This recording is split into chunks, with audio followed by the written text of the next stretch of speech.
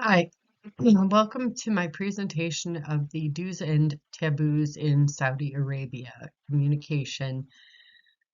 I'm Julie Beamer.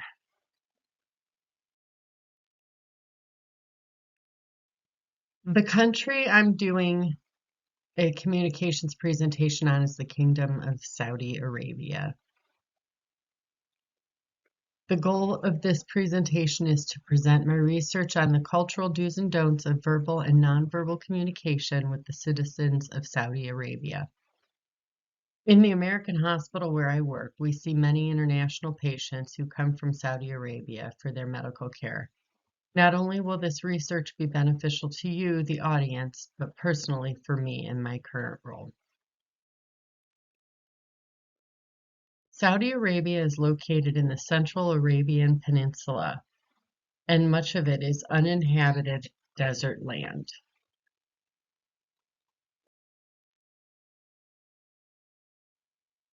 Languages and main cultural groups. Arabic is the official language of Saudi Arabia.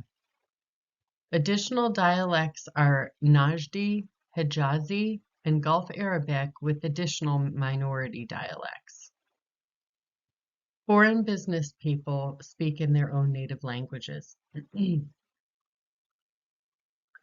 two most common groups in Saudi Arabia are the Sunnite and the Shiite, with the Sunni being more populous.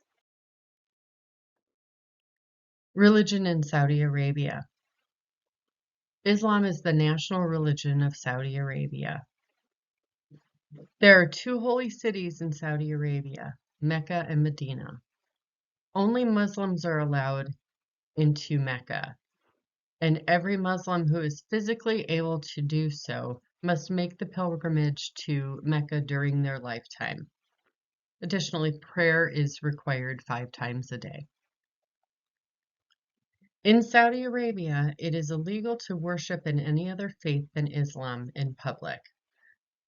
Other religions may be practiced in private, however. Exports and Saudi Arabia's relationship with the U.S. Oil. 90% of the country's income is from the production of oil. Prior to oil production, the country's economy depended on exportation of dates and the pilgrimages to Mecca and Medina. The United States and Saudi Arabia have a shared interest in ensuring security and safety in the regions of the Middle East. The countries work together to protect each other and are strong trading partners.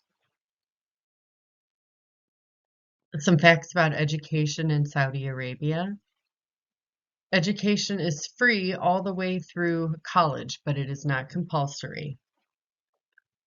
As of 2020, the country boasts a literacy rate of nearly 98%, and women were allowed access to the education system beginning in 1960.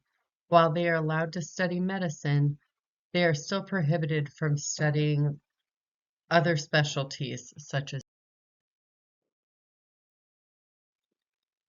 appropriate verbal and nonverbal communication in business and public. English is the most commonly used foreign language in Saudi Arabia and is taught in schools.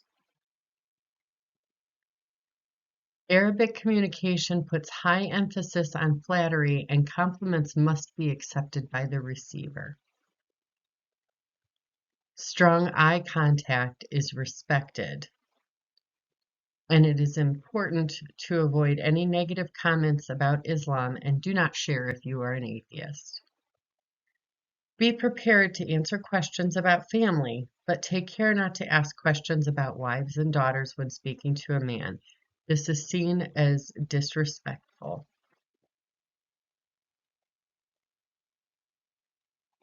While the volume at which someone speaks may seem aggressive, it actually denotes sincerity. Do not sit with legs crossed or in any position where a shoe faces another person. This is considered rude. Punctuality is expected in business settings. and checking the time in the midst of a conversation is viewed as rude. As far as business conversation goes, do not begin a conversation by discussing business. Pleasantries must be exchanged first, and this may take multiple meetings. Care must be taken not to let impatience show. Dining customs of Saudi Arabia. Eat and pass with the right hand because the left hand is considered dirty and is used for dirty things. Try at least a small portion of each item offered.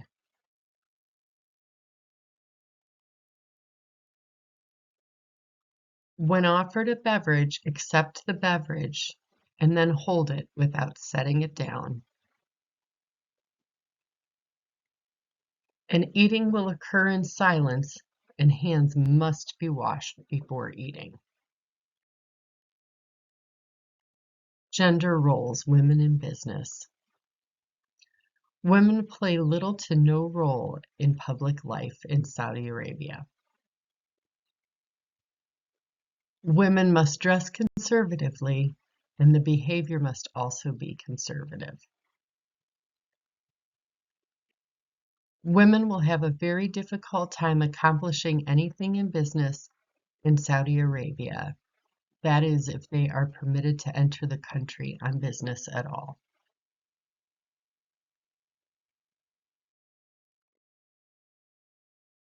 Because of superstitions about an evil eye, Muslims will give someone a possession of theirs if the other person compliments it. In the Muslim culture, relationships are more important than material possessions.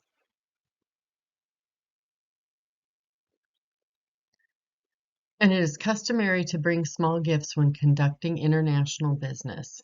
If invited to a business acquaintance's home, it is also customary to bring a gift. Technology and intercultural communication. Technology has created more opportunity for communication and exchange across cultures. Technology also fosters language learning. And technology allows for asynchronous communication, which is helpful when conducting international business in different time zones. I thank you for your time.